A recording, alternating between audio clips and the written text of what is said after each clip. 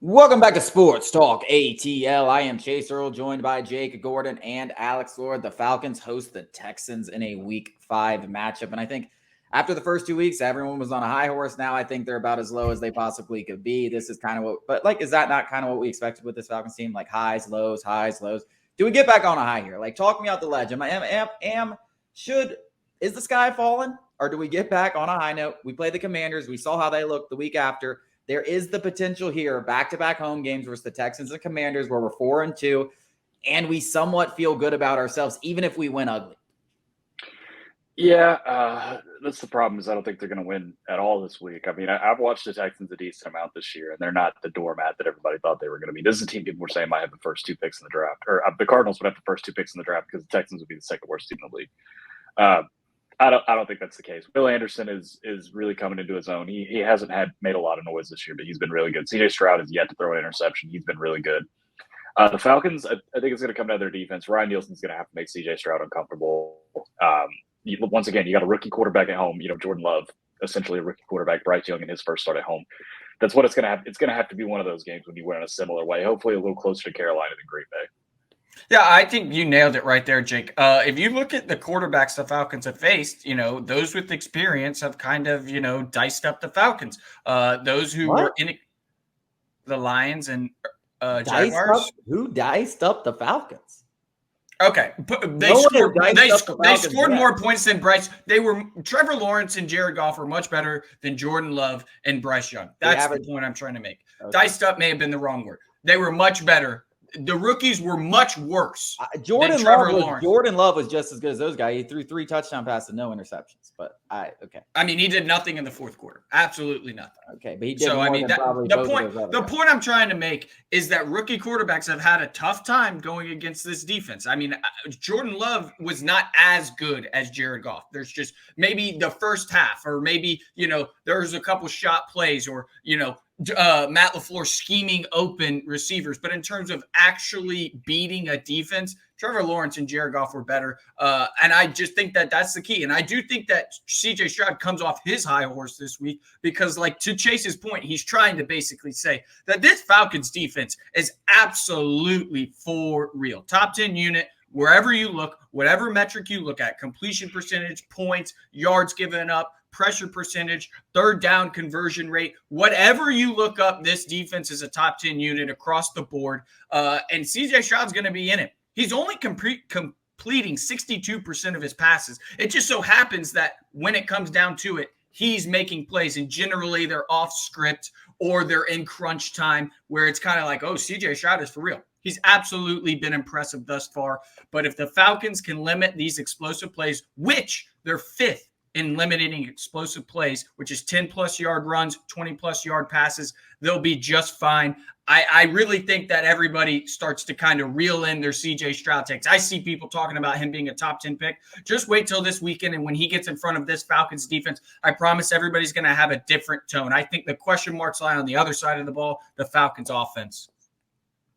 I agree. I think. I mean, that's not a hot take. Everybody's waiting for Desmond Ridder to show us something. So no. I didn't even listen to the end of what you said. I mean, like the last thing, I stopped at defense. I think they're going to have their way with CJ Stroud. I think they're going to get multiple turnovers in this game, and I think that's how they're going to have to win because I have no faith in Desmond Ridder on the other side doing anything different. I will say Desmond Ridder has won all his games at home, but like they're really winning in spite of him, not like because he did anything.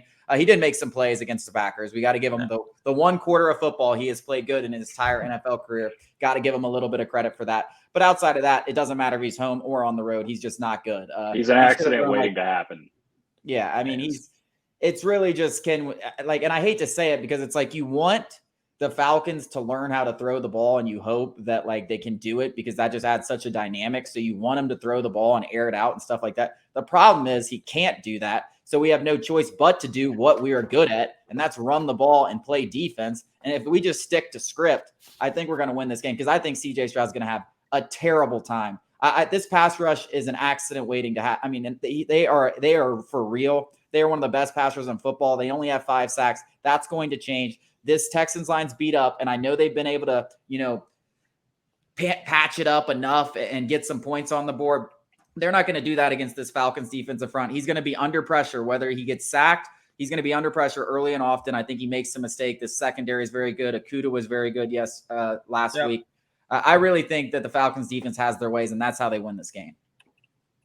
I couldn't agree more. I think the Falcons, I want to talk about the Falcons offense a little bit. I mean, we're all on board. I mean, this Falcons defense is for real, top 10 unit. I said it before. It's good enough to, win you a playoff game. That, as long as like Desmond Ritter was even it really is, which is it's crazy. Good enough to win you a playoff game. That's how good this defense is, and it's not getting enough credit because it doesn't have the turnovers and it doesn't have the sack numbers that the Browns and the Cowboys have. But this defense is for real. And but I want to talk about the offense, and I do think that the Falcons offense can get on track this week for a couple of reasons. This Texans pass rush isn't anything to write home about. Jacksonville got after Desmond Ritter, but it was more so him than the actual offensive line. 4 sacks, 3 of them I counted were absolutely on Desmond Ritter. One of them, Caleb McGarry, got beat off the snap by Josh Allen. You know, chalk that up. That was a good play by Josh Allen. 3 of those sacks were quarterback sacks, not on the offensive line. This Houston Texans, like Jake said, Will Anderson is just about the only guy who scares me on that defensive front. Malik Collins is hurt and in jeopardy of missing the game. He's a force along the interior, but this is kind of a get right for the offensive line. And if we can just give Desmond Ritter a little bit of time and get in front of the chains, we're in third and medium and long so often that, what are we expecting Desmond Ritter to do? He's trying to complete a third and 10, trying to convert a 3rd and 10. The guy's just not it. We need to get him in 3rd and medium and 3rd and short. Those are the only ways he's going to be able to be successful and keep drives going. I think those are the 2 biggest things.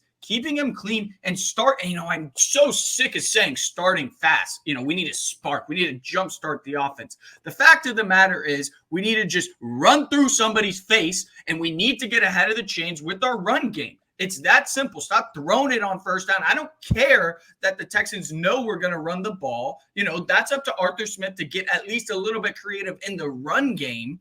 Stop doing an outside zone. Stop doing a pitch straight to Bijan where he's making defenders miss 2 yards behind the line of scrimmage. It's time to get a little bit more creative in your run game, Arthur Smith, because those are the 2 things for me. It's get ahead of the chains and keep Desmond Ritter clean. And both of those things, I think, are very doable this week. We down 14-0 at halftime. Do they make the switch to Taylor Heineke? No.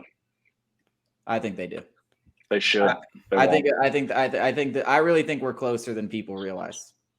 Well, I heard, if you guys watch the press conference, Arthur Smith and Dave Rangone are, heralding that second half performance against the Jaguars as if it was just some rectifying performance where Desmond Ritter, we were playing behind. The Jaguars were not playing prevent defense by any means, but they were playing softer than they had been in the first half. And a lot of his stats were in garbage time. He was very good on 3rd down. I will say that. He was very good on 3rd down last week in Jacksonville. But to act like that second half performance made up for the first half performance is gaslighting us Falcons fans. It's absolutely ridiculous. And to me, I think they're buying what they're selling. Like they believe what they're selling. I don't think they understand, how poorly he played across, given context of the situation last week. Yeah.